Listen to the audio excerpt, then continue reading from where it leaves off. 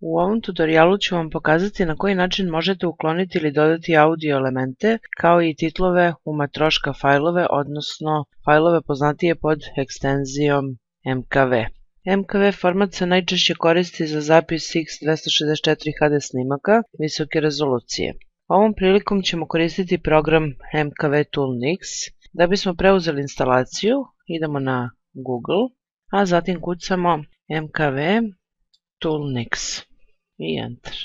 Kliknemo na prvi link, zatim idemo na opciju Downloads i odaberemo Windows. Sada imamo dve opcije da preuzmemo instalaciju ili arhivu. Idemo na instalaciju i kažemo Save File. Kada je fajl preuzet, pokrećemo instalaciju. To možemo učiniti direktno iz brauzera ili sa lokacije gdje ste smestili fajl. Idemo Run, zatim OK, Next, Next, Next.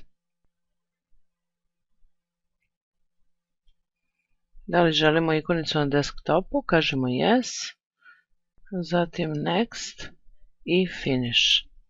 Sada smo dobili ikonicu, klikom na nju pokrećemo program. U gornjem prozoru ubacujemo fajl koji želimo da preradimo. To možemo učiniti klikom na Add ili običnim prevlačenjem fajla u ovaj prozor. Ja ću kliknuti na Add, zatim Film. U donjem prozoru dobijemo sadržaj našeg fajla. U ovom slučaju imamo jedan video, dva audio i 5 prevoda, kao i chaptere. Što se tiče karakteristika svakog pojedinačno, pod General Track Options imamo i detaljniji opis o čemu se radi. Na primjer, ukoliko ne znamo, s obzirom da imamo 5 prevoda, o kom se jeziku radi, pod General Track Options i Language ćemo naći koji je jezik u pitanju.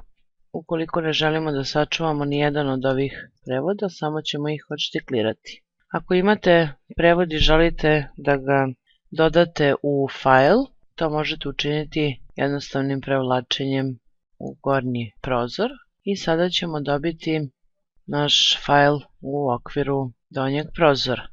U General Track Options pod Language možete odabrati jezik, u ovom slučaju to je srpski. Zatim Default Track Flag stavimo Default i Force Track Flag, da li želimo da se prevod obavezno pokreće ili ne. Ukoliko želite stavite Yes, ukoliko ne želite ostavite No. Kada odaberete sve što ste želili da ostane u okviru fajla ili odstranite iz fajla, pod Browse odaberite lokaciju na koju ćete smestiti vaš novi fajl, zatim dajte naziv i kliknite Save. Klikom na Start izvršit ćemo željene promjene u okviru fajla i sačuvati ga na lokaciji koju smo odredili.